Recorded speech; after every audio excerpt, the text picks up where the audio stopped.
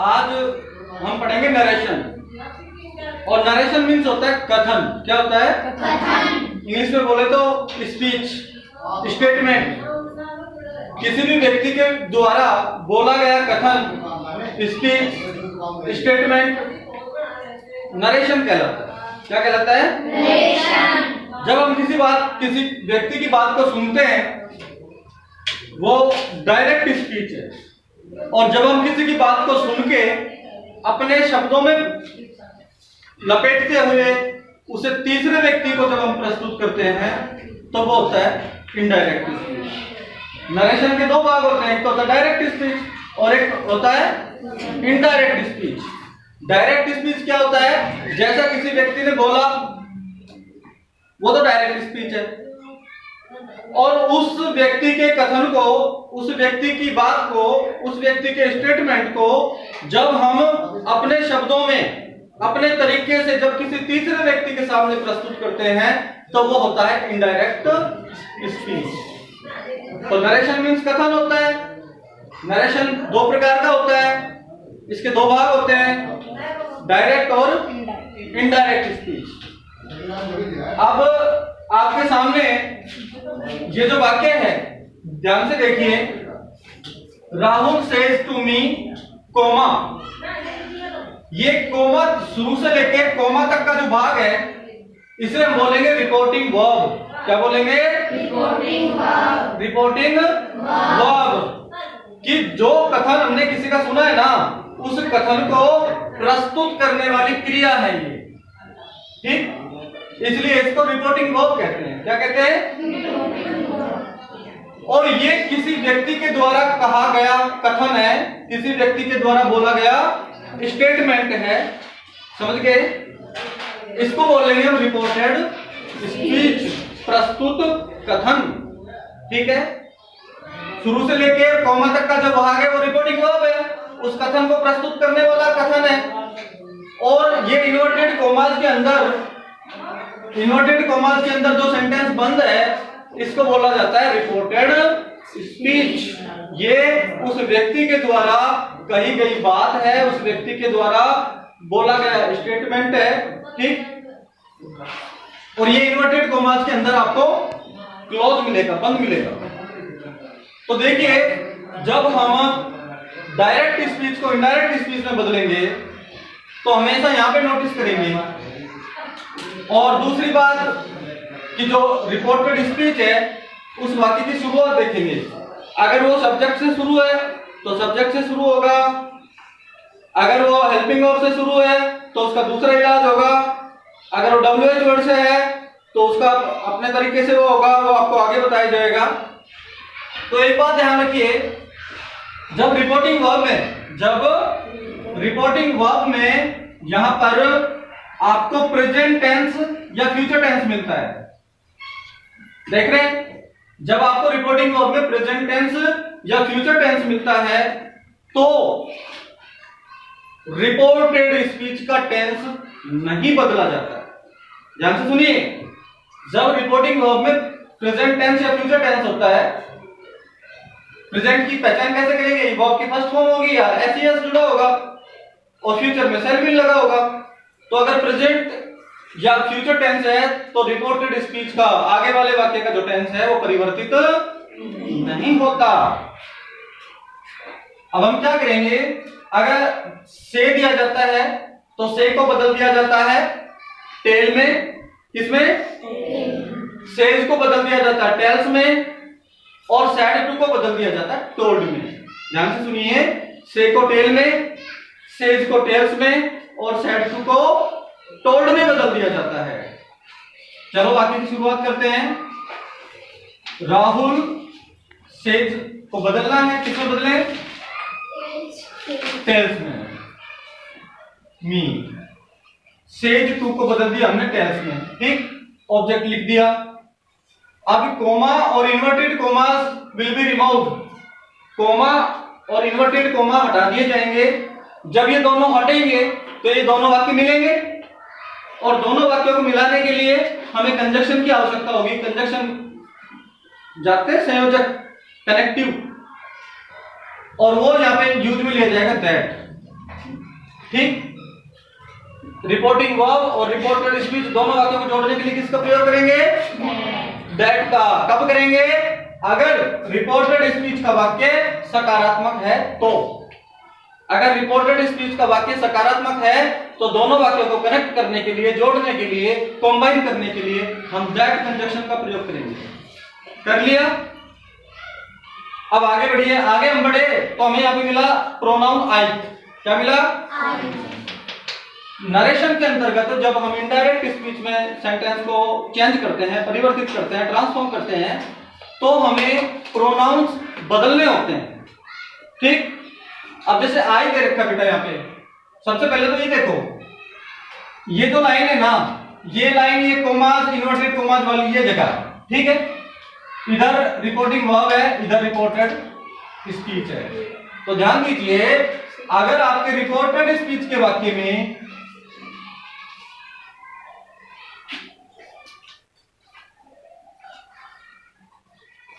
First person है, reported speech के वाक्य में अगर फर्स्ट पर्सन है तो उसे बदला जाएगा सब्जेक्ट के अनुसार। किसके अनुसार बदला जाएगा? सब्जेक्ट के अनुसार। जैसे आई जो है ना, आई बदलेगा राहुल के अकॉर्डिंग, और राहुल किसी व्यक्ति का नाम है, पुरुष का नाम है, तो राहुल के लिए प्रोनाउन क्या होगा? ही। तो आई किस में परिवर्तित हो जाएगा? ही में। समझ में आ रहा है?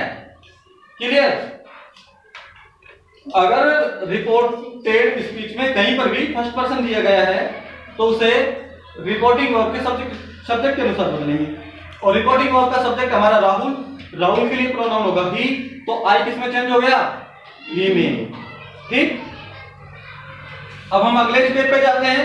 अब तक देखिए हम कितने स्टेप कर चुके हैं। Step number 1, step number 2 conjunction, step number 3 pronoun, और स्टेप नंबर 4 टेंस। अब यहां पे देखिए, मैंने अभी आपको थोड़ी देर पहले बताया था कि रिपोर्टिंग वर्ब में जब भी प्रेजेंट या फ्यूचर दिया जाता है तो अंदर का टेंस बदला नहीं जाता। अगर यहाँ पे पास्ट मिले, सेकंड फॉर्म मिले तो बदलेंगे। तो एस जुड़ रहा है फर्स्ट फॉर्म है ना, तो इसका टेंस नहीं बदला जाएगा, प्रेजेंट इंडेफिनिट है, तो जो टेंस दे रखा है वही रखेंगे। जैसे एम गोइंग यानी प्रेजेंट कंटिन्यूअस है, तो प्रेजेंट कंटिन्यूअस को बेटा प्रेजेंट कंटिन्यूअस में ही रखेंगे, बदलेंगे नहीं। ठीक। अभी आई के साथ तो एम का यूज किया जा रहा था, बट ही के साथ किसका यूज करेंगे? इसका। Going to market, comma inverted comma हटा दी जाएंगे, अंत में फुल स्टॉप लगा देंगे। समझ में आ रहा है? कोई प्रॉब्लम? नेक्स्ट सेंटेंस देखिए, इसमें आपको यहां पे दिया जा रहा है सेड टू। क्या दिया जा रहा है बेटा? Said to. Said to, said जो है वो से की सेकंड फॉर्म है, और सेकंड फॉर्म का मतलब पास्ट टेंस होता है, पास्ट इंडेफिनिट होता है। ठीक। यहाँ पे पास्ट इंडेफिनिट है तो क्लियर सी बात है, अंदर का टेंस अब हमें बदलना पड़ेगा। ठीक।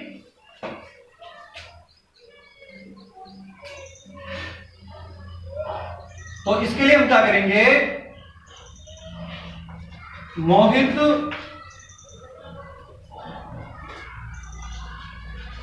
Told me. ठीक है, Mohit told me, comma inverted comma हटेंगे, दोनों वाक्यों को दैट से कनेक्ट करेंगे क्योंकि वाक्य हमारा सकारात्मक है। ठीक। यहां पे दिया जा रहा है यो, यू की possessive form, it mean second form. जब रिपोर्टेड स्पीच में सेकंड पर्सन दिया जाता है, कौन सा पर्सन दिया जाता है? सेकंड पर्सन दिया जाता है, तो उसे ऑब्जेक्ट के अनुसार बदलेंगे। किसके अनुसार बदलेंगे? ऑब्जेक्ट के अनुसार। और ऑब्जेक्ट होगा मी। ठीक है ना? ऑब्जेक्ट क्या हमारा? मी। अब मी के अकॉर्डिंग बदलेंगे। जब ये यू की सेकंड फॉर्म है, पॉजेसिव फॉर्म है, तो मी की पॉजेसिव फॉर्म होगी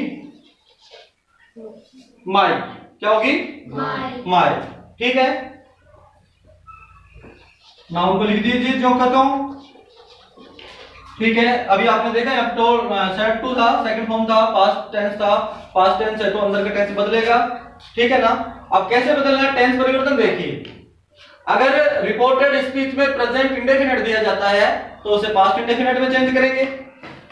अगर प्रेजेंट कंटिन्यूअस दिया जाता है तो उसे पास्ट कंटिन्यूअस में चेंज करेंगे। अगर प्रेजेंट परफेक्ट दिया जाता है तो उसे पास्ट परफेक्ट में चेंज करेंगे। अगर प्रेजेंट परफेक्ट कंटिन्यूअस दिया जाता है तो उसे पास्ट परफेक्ट कंटिन्यूअस में। अब सीधे सीधे शब्दों में मैं आपको बताऊं कि जो प्रेजेंट है ना वो जो का त्यों पास्ट में परिवर्तित हो जाएगा। प्रेजेंट का पहला भाग पास्ट के पहले में, दूसरा भाग दूसरे में, तीसरा तीसरे में, चौथा चौथे में। क्लियर? अगर रिपोर्टेड स्पीच में आपको दिया जाता है पास्ट इंडेफिनिट, क्या दिया जाता है बेटा? Past indefinite. तो पास्ट इंडेफिनिट को हम पास्ट परफेक्ट में बदलेंगे। किस में बदलेंगे? ठीक। और अगर पास्ट कंटिन्यूअस दिया जाता है तो पास्ट कंटिन्यूअस को हम बदलेंगे पास्ट परफेक्ट कंटिन्यूअस में। पास्ट कंटिन्यूअस को किसमें बदलेंगे? पास्ट परफेक्ट कंटिन्यूअस में। पास्ट परफेक्ट नो चेंज, बदला नहीं जाता। Past perfect continuous no change, बदला नहीं जाता। अगर हम पास्ट की बात करें तो सीधे सीधे शब्दों में यूं समझिए कि पास्ट इंडेफिनिट दिया जाता है, यानी पास्ट का पहला पार्ट दिया जाता है तो उसे पास्ट के तीसरे पार्ट में बदलिए परफेक्ट में। और अगर पास्ट का दूसरा भाग दिया जाता है तो उसे पास्ट के चौथे भाग में ले जाइए। मतलब पहले को तीसरे में और दूसरे को चौथे में। ऐसे भी समझ सकते हो कि सम को सम में बदलना है और विषम को विषम में बदलना है।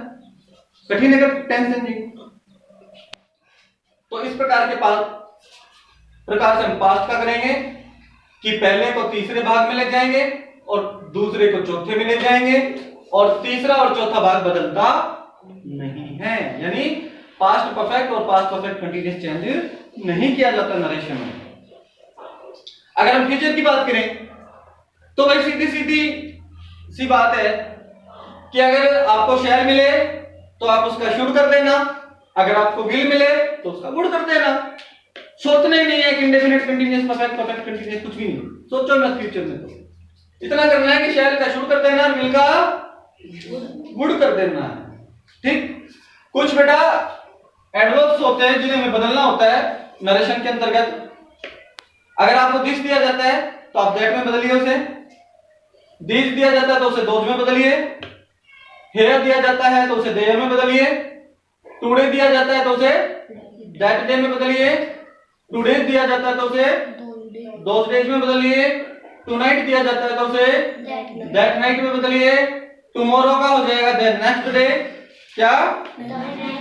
और द नेक्स्ट डे का हो जाएगा द फॉलोइंग डे, क्या हो जाएगा? यस्टरडे अगर दिया जाता है तो उसका होगा द लास्ट डे, क्या होगा? और द लास्ट डे दिया जाता है तो उसका हो जाएगा द प्रीवियस डे। ठीक। अब ये लास्ट, अभी जो मैंने बोला आपको जैसे लास्ट और नेक्स्ट इस तरह से बोला, तो क्या करेंगे? जैसे मान लो या तो डे दे रखा है, वीक हो तो वीक हो जाएगा, मंथ हो तो मंथ हो जाएगा, ईयर हो तो ईयर हो जाएगा, आवर हो तो आवर हो जाएगा। जस्ट को बदलेंगे देन में, इसी तरह से नाउ को भी देन में बदल देंगे। ठीक। अब आपके इस वाक्य पे वापस आ जाइए। जैसा कि हम चर्चा कर रहे थे कि इसमें सेट टू दिया गया है, सेट टू सेकंड फॉर्म है और second form means past indefinite है। पास्ट इंडेफिनिट होने पर हम सेट टू को बदलेंगे टोल्ड में, बदल दिया। दोनों वाक्यों को कनेक्ट करने के लिए दैट कंजक्शन का प्रयोग किया। इसके बाद यहाँ पे हमने देखा प्रोनाउन यो दे रखा है, यू का पजेसिव फॉर्म है। जब ये यू का पजेसिव फॉर्म है, सेकंड पर्सन है, तो सेकंड पर्सन बदलते हैं हम रिपोर्टिंग वर्ब के ऑब्जेक्ट के अनुसार, और वो क्या है? मी। क्या है? मी। तो जब ये यू का पजेसिव फॉर्म है तो मी का पजेसिव फॉर्म क्या होगा? माय। नाउन को लिख दिए जाओगे, क्यों? अब टेंस की बात कर रहे थे हम, यहाँ पे सेकंड फॉर्म यानी पास्ट इंडेफिनिट है, ठीक है ना? तो अब हम टेंस बदलेंगे। यहाँ पे प्रेजेंट परफेक्ट दे रखा है, हैज प्लस वर्ब फॉर्म दे रखा है बेटे, तो प्रेजेंट परफेक्ट को किस में बदलेंगे? पास्ट परफेक्ट में। और पास्ट परफेक्ट की हेल्पिंग वर्ब क्या होती है? हैड। स्टोलन, फिर पजेसिव प्रोनाउन आ गया, माय दे रखा है, फर्स्ट पर्सन है, फर्स्ट पर्सन बदलेगा सब्जेक्ट के अनुसार। सब्जेक्ट कौन है? मोहित। मोहित के लिए प्रोनाउन क्या होगा? ही। जब ये आई का पजेसिव फॉर्म है तो ही का पजेसिव फॉर्म क्या होगा बेटे? हिज। और कोमा इन्वर्टेड कोमा हटा देंगे और बाकी के अंत में फुल स्टॉप प्लस कर देंगे साहब। समझ में आ रहा है? कोई दिक्कत? दूसरा सेंटेंस देखिए, Nitin said to him comma inverted comma शुरू, I will give you a gift tomorrow. ठीक है, शुरुआत करते हैं। नितिन, यहां पे सेड टू दे रखा है तो सेड टू को किस में बदलेंगे? टोल में। किस में बदलेंगे बेटा? टोल में। ठीक है, coma inverted coma will be removed, इनको हटा दिया जाएगा। कोमा इन्वर्टेड कोमा हटते ही कंजक्शन आएगा और कंजक्शन होगा हमारा यहाँ पे that, because the sentence is in affirmative mode, in positive mode. That से कनेक्ट कर दिया। फिर प्रोनाउन आ गया, आई है तो फर्स्ट पर्सन है। जब फर्स्ट पर्सन होता है बेटा तो सब्जेक्ट के अनुसार बदला जाता है। किसके अनुसार बदला जाता है? सब्जेक्ट हमारा कौन है? नितिन। नितिन के लिए प्रोनाउन क्या होगा? ही। तो आई की जगह हमें क्या करना पड़ेगा यहाँ पे? ही। ठीक है, अब विल प्लस वर्ब आ गई, हेल्पिंग वर्ब प्लस वर्ब आ गई तो हमें टेंस बदलना पड़ेगा। टेंस जब भी हम बदलेंगे ना बेटा तो यहाँ पे वर्ब जरूर देखें। अगर यहाँ पे प्रेजेंट या फ्यूचर टेंस दे रखा है तो मत बदलो अंदर का टेंस। अगर यहाँ पे सैड दे रखा है, सेकंड फॉर्म दे रखा है तो टेंस बदलिए। अब देखिए विल आ गया, कौन से टेंस की हेल्पिंग वर्ब है? फ्यूचर। तो अभी मैंने बताया आपको कि शैल की जगह शुड और विल की जगह वुड, है ना? या सीधा वुड रख दो, कोई दिक्कत नहीं है।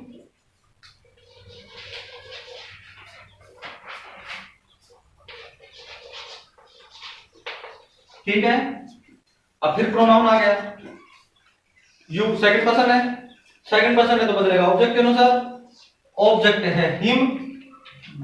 ठीक है ना? ये क्रिया के बाद आ रहा ना यू की जो सब्जेक्टिव फॉर्म होती है और ऑब्जेक्टिव फॉर्म होती है उनकी शक्ल एक जैसी होती है, Y O U, Y O U. तो पता कैसे करोगे कि ऑब्जेक्टिव फॉर्म है या सब्जेक्टिव है? तो इसका पता हम ऐसे करेंगे कि अगर वो वर्ब से पहले आ रहा है, वाई ओ यू, अगर वर्ब से पहले आ रहा है तो वो सब्जेक्टिव फॉर्म है, और अगर वर्ब के बाद आ रहा है तो फिर वो ऑब्जेक्टिव फॉर्म है, तीसरी फॉर्म है। तो ये यू सेकंड पर्सन है बेटा, सेकंड पर्सन बदलेगा ऑब्जेक्ट के अनुसार। ऑब्जेक्ट है हिम, यू अपनी तीसरी फॉर्म है वहां पे तो हिम खुद ही तीसरी फॉर्म, हिम का हिम ही लिख देंगे, कोमा इन्वर्टेड कोमा हटा देंगे, फुल स्टॉप लगा देंगे। इस प्रकार से हम जो सकारात्मक वाक्य होते हैं, पॉजिटिव जो वाक्य होते हैं, उनका हम डायरेक्ट से इनडायरेक्ट के रूप में परिवर्तन कर सकते हैं। इनके लिए हमें 4-5 स्टेप फॉलो करने होते हैं। उन सभी स्थानों पे हमें एक सोल्जर की तरह, एक सैनिक की तरह बिल्कुल सजग होकर के, सावधान होकर के काम करना पड़ेगा। कहीं पर भी अगर लापरवाही हुई तो हमारा सेंटेंस, हमारी मेहनत खराब हो सकती है। जैसे बॉर्डर पे जो सैनिक होता है, अगर वो सैनिक लापरवाही कर जाए तो सेकंडों में गोली शरीर को छलनी कर देगी, है ना? वो सजग रहते हैं, हमेशा अलर्ट रहते हैं। उसी प्रकार से हम विद्यार्थी हैं, हमें भी अलर्ट रहना पड़ेगा। अभी मैंने आपको दिखाया कि जब हम नरेशन के वाक्य करेंगे, डायरेक्ट स्पीच को जब इनडायरेक्ट स्पीच में बदलेंगे तो हमें बहुत अटमोस्ट केयर की जरूरत है, बहुत ज्यादा केयरफुल होने की जरूरत है, अलर्ट रहने की जरूरत है, क्योंकि लगभग 5 स्टेप आते हैं वाक्य में फुल स्टॉप तक या एंड तक पहुंचने में, और कहीं पे भी गलती होगी तो सेंटेंस गलत हो जाएगा। ठीक है, पॉज।